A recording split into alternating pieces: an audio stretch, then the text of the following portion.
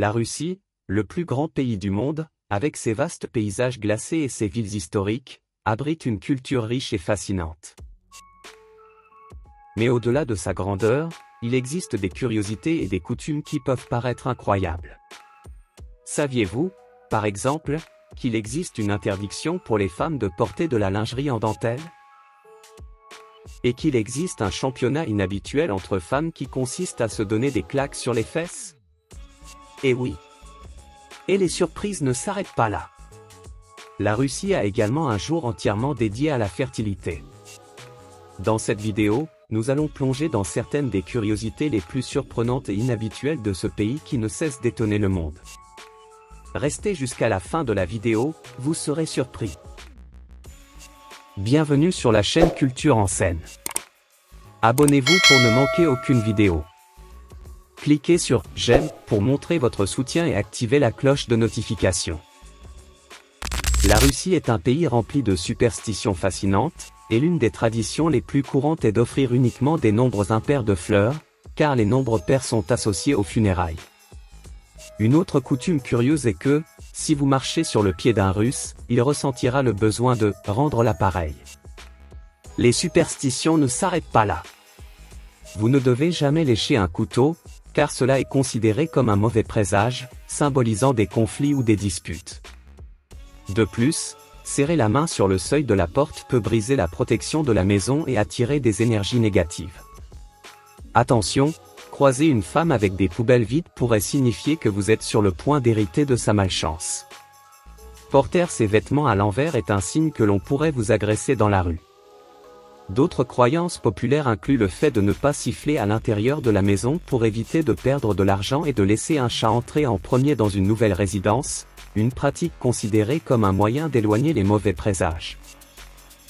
Aussi étrange que ces croyances puissent paraître, elles sont profondément ancrées dans la culture et reflètent le riche tissu des traditions russes. La Russie est le pays le plus vaste du monde, couvrant pas moins de 11 fuseaux horaires et une grande diversité géographique. Avec environ 17 millions de kilomètres carrés, elle s'étend de l'Europe à l'Asie, englobant des régions arctiques, des forêts denses, de vastes steppes et des chaînes montagneuses majestueuses. Cette diversité climatique et paysagère est fascinante, variant du froid rigoureux de la Sibérie aux plaines ensoleillées et chaudes du sud. Cette immense étendue territoriale fait de la Russie un pays riche en ressources naturelles, incluant le pétrole, le gaz et les minéraux précieux, plaçant le pays parmi les grandes puissances économiques mondiales en termes d'exportation d'énergie. En Russie, l'hiver n'est pas seulement une saison froide, c'est une invitation à vivre l'une des traditions les plus intrigantes du pays, l'immersion dans les eaux glacées lors de la célébration de l'Épiphanie. Ce rituel, profondément enraciné dans la culture orthodoxe, attire des milliers de personnes prêtes à braver les températures glaciales pour se baigner dans des rivières et des lacs recouverts de glace.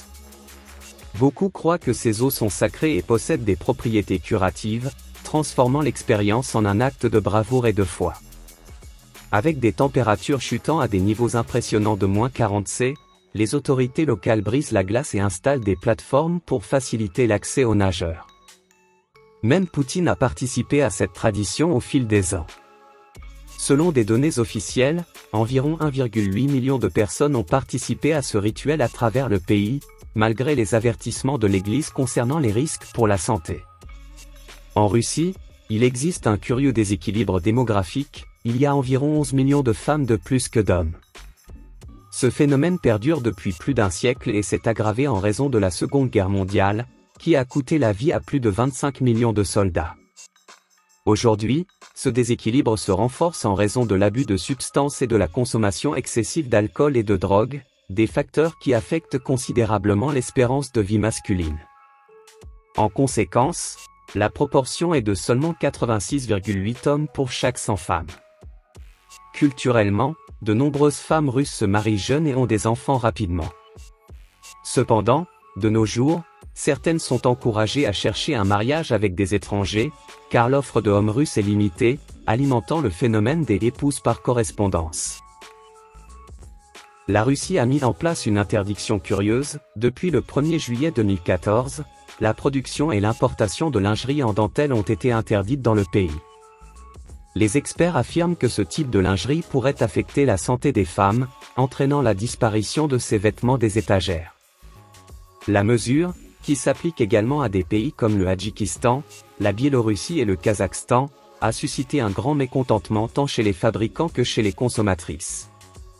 Selon les autorités russes, la justification historique derrière cette politique est que la population devrait se concentrer sur la construction et le maintien du régime communiste, sans se soucier des luxes tels que la beauté de la lingerie.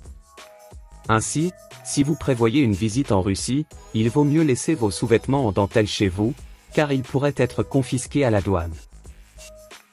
La Russie est célèbre pour ses inventions sportives excentriques, et l'une des plus curieuses est la compétition de gifles sur les fesses. Inspiré par des événements comme le championnat de gifles au visage, ce tournoi particulier, appelé « championnat des claques de fesses », a vu le jour en 2019 en Sibérie et a rapidement gagné en popularité, surtout après le succès des compétitions masculines.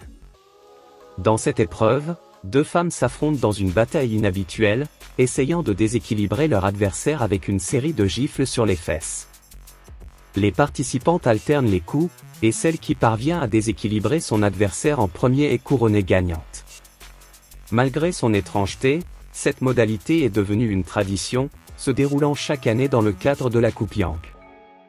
Qui aurait cru qu'un sport aussi particulier pourrait occuper une telle place dans la culture russe ? Les femmes russes sont mondialement connues pour leur beauté et leur élégance, une combinaison qui inclut souvent des traits délicats, des cheveux volumineux, des yeux expressifs et une posture gracieuse. Cependant, leur beauté va bien au-delà de l'apparence physique. Elles sont également admirées pour leur personnalité forte et résiliente, des qualités façonnées par l'histoire riche et souvent difficile de la Russie. De plus, le style sophistiqué et l'attention portée à la mode sont des marques de fabrique de ces femmes. Dans les grandes villes comme Moscou et Saint-Pétersbourg, il est courant de voir des femmes bien habillées, reflétant un sens de l'élégance qui reste ancré dans la culture russe. L'importance accordée à l'apparence et aux soins personnels est un facteur culturel significatif, beaucoup de personnes consacrant du temps à des routines de beauté et de santé. Les femmes russes se distinguent également par leur indépendance, leur détermination et, en même temps, leur féminité. Beaucoup d'entre elles ont un niveau culturel élevé et une attitude prête à agir, des caractéristiques qui les rendent encore plus admirables. Cet ensemble de qualités attire des hommes de diverses régions du monde, comme l'Europe centrale, les États-Unis, le Royaume-Uni et l'Australie, qui cherchent souvent à rencontrer des femmes russes par le biais d'agences matrimoniales et du phénomène des épouses par correspondance. Connue pour ses hivers rigoureux et sa célèbre vodka, la Russie fait face à une grave crise d'alcoolisme.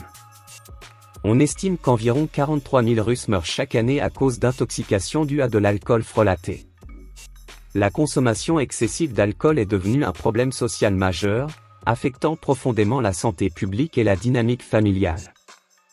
Cette dépendance a des impacts alarmants sur l'économie du pays, avec près d'un tiers des hommes russes mourant avant 55 ans, reflétant une espérance de vie typique des pays en développement. La plupart des décès sont liés à l'alcool, que ce soit par des maladies du foie, des intoxications, des accidents de la route ou des bagarres. Selon une étude de la célèbre revue scientifique The Lancet, la Russie figure parmi les pays leaders en matière de consommation d'alcool, avec près de 10 litres d'éthanol par habitant chaque année. Et ceux qui pensent que toute la responsabilité revient à la vodka se trompent, la bière représente 41,5% de la consommation totale, surpassant les spiritueux traditionnels, qui représentent 38%. Le vin, de plus en plus populaire et encouragé par Poutine en raison de sa réputation d'être plus sain, occupe 10,3% des préférences, tandis que les autres boissons représentent 10,2% du marché. Le 30 novembre 2023, la Cour suprême de Russie a pris une décision polémique en classifiant le mouvement LGBT international comme une organisation extrémiste, entraînant l'interdiction de ses activités dans le pays. Bien que la Cour n'ait pas précisé ce qu'elle considérait exactement comme un mouvement LGBT, cette décision pourrait conduire à la criminalisation de l'activisme LGBTQ+. La mesure a été demandée par le ministère de la Justice, qui a affirmé que les activités du mouvement contiennent des éléments d'extrémisme, incitant à la haine sociale et religieuse. Après une audience secrète de 4 heures, le juge Oleg Nefedov a déclaré que la décision devait être mise en œuvre immédiatement. Cette classification s'aligne avec le code pénal russe, qui définit les crimes extrémistes comme ceux motivés par la haine ou l'inimitié envers des groupes sociaux. En conséquence, les activistes LGBTQIA+, et l'utilisation de symboles associés à la communauté font désormais face au risque d'être accusés de participation à une organisation extrémiste, ce qui peut entraîner de graves conséquences juridiques. Peux-tu imaginer une journée dédiée à la fertilité dans la région du Ulan-Ude, en Russie? Cette idée est une réalité. La journée de la conception a été créée pour lutter contre la baisse de la population, incitant les gens à rester chez eux et à contribuer à augmenter le taux de natalité. Le gouverneur d'Ulan-Ude a proposé cette initiative en offrant des prix, tels que des voitures et de l'argent, à ceux qui auront des enfants le jour de l'indépendance de la Russie, célébré le 12 juin, exactement 9 mois après la journée de la conception. Malgré ses tentatives créatives et ses incitations financières, la Russie fait encore face à un défi significatif avec des taux de natalité alarmants, qui se situent actuellement autour de 1,5 enfants par femme, bien en dessous du taux de remplacement nécessaire de 2,1 pour maintenir une population stable. La combinaison d'une population vieillissante et de l'émigration de jeunes qualifiés aggrave encore cette situation. Si tu penses que la Russie est peuplée uniquement de Russes, il est temps de reconsidérer cette idée.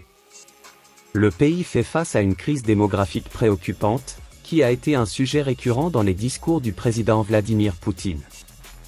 Il souligne constamment l'importance d'augmenter la population russe, affirmant que l'avenir du pays dépend de notre nombre. Depuis 2020, entre 1 million et 2 millions de personnes ont quitté la Russie, créant un scénario alarmant. Le taux de natalité a chuté au point que le nombre de naissances est inférieur à celui des décès. Des événements historiques, tels que la Seconde Guerre mondiale, ont eu un impact dévastateur sur la population, et le taux de natalité s'est effondré après l'effondrement de l'Union soviétique. Bien qu'il existe des incitations, comme le Mat Capital, qui offre des subventions aux familles avec plusieurs enfants, ces efforts se sont révélés insuffisants pour inverser la tendance. Pour compliquer encore la situation, des facteurs récents, tels que la pandémie de Covid-19, auraient pu causer jusqu'à 1,6 million de décès de plus que prévu, et la guerre en Ukraine a entraîné des pertes significatives en vies humaines, ainsi qu'un exode de jeunes en âge de procréer. Bien que beaucoup soient agacés de payer des impôts annuels pour soutenir la société, au moins, ils ne sont pas confrontés à un impôt aussi particulier que celui sur la barbe. En Russie, le gouvernement exigeait que les hommes paient une taxe pour conserver leur barbe, une règle curieuse qui remonte à l'époque d'Henri VII d'Angleterre, en 1535. Le montant de l'impôt variait selon le statut social de l'homme barbu, les nobles étant imposés à des taux plus élevés, tandis que le roi lui-même, arborant une longue barbe, était exempt. Dans le Grand Empire russe, c'est Pierre le Grand qui a introduit des réformes de occidentalisation pour rapprocher le pays de l'Europe. En 1698, il a mis en place la taxe sur les barbes, croyant qu'elle symbolisait le conservatisme. Les hommes barbus devaient payer une taxe considérable et obtenir une licence spéciale pour conserver leur barbe, une mesure considérée comme absurde et une violation des droits individuels. Bien que ce règlement ait été aboli il y a des siècles, la Russie semble encore porter des traits de son passé particulier. En Russie, les conducteurs doivent prêter attention à la propreté de leur voiture, car la police a le pouvoir d'amender les véhicules jugés excessivement sales, surtout si les plaques d'immatriculation sont illisibles. Ce qui peut sembler une règle simple est sujette à des interprétations subjectives, dépendant du jugement de l'officier. Dans certaines situations, les conducteurs peuvent être arrêtés sans raison claire, interrogés et, dans des cas extrêmes, même conduits au poste de police pour des éclaircissements.